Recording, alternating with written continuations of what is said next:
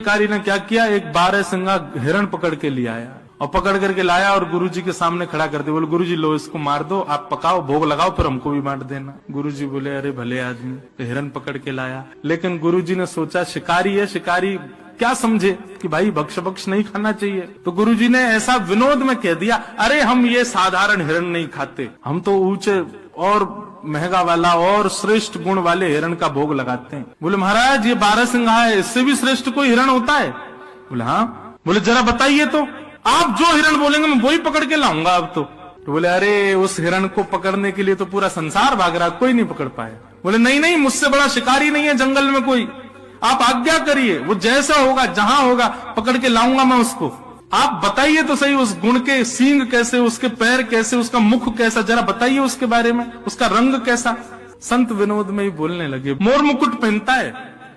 शिकारी बोला हिरण मोर मुकुट पहनता है? बोला हाँ। और कर्णयोः कर्णकारम, उसके कान 2 हैं लेकिन कुंडल एक ही पहनता है, और कभी वो इस कान में पहन लेता है, कभी निकाल के इस कान में पहन। बोले कुंडल पहनता कानों में।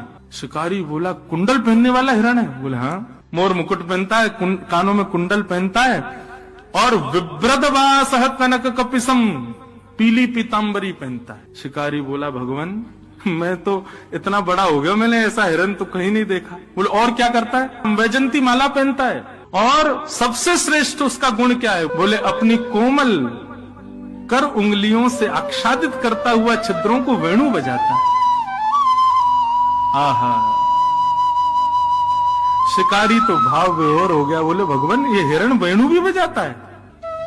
ऐसी बांकी अदा में रहता है, हम तो इस हिरण के उपासी हैं, ये मिलेगा तो इसका भोग लगाएंगे। शिकारी ने कहा गुरुजी मैं आपको वचन दे के जाता हूँ, जब तक ये हिरण मुझको नहीं मिल जाएगा मैं भी भूखा रहूंगा। अब तो इसी हिरण को पकड़ के लाऊंगा, पहले आप भोग लगाना फिर उसी का प्रसाद मुझको दे देना। अब गुरुजी तो अपने ध्यान में चले गए, बोले ठीक है जाओ जाओ तो अपना शिकार करो। लेकिन वो शिकारी तो बड़ा सीरियस हो गया, वो तो निकल गया महाराज, वो एक एक गुण लिख लिया था, अब वो ढूंढ रहा है। अब देखो गुरु की आज्ञा मान करके और वो सब गुण दे करके शिकारी भली शिकार की भावना से जा रहा है, लेकिन चिंतन तो ठाकुर जी का कर रहा है ना। सामने हिरण आ जाते हैं तो सोचता नहीं नहीं ये नहीं है, मोर मुकुट वाला होगा, ऐसा होगा।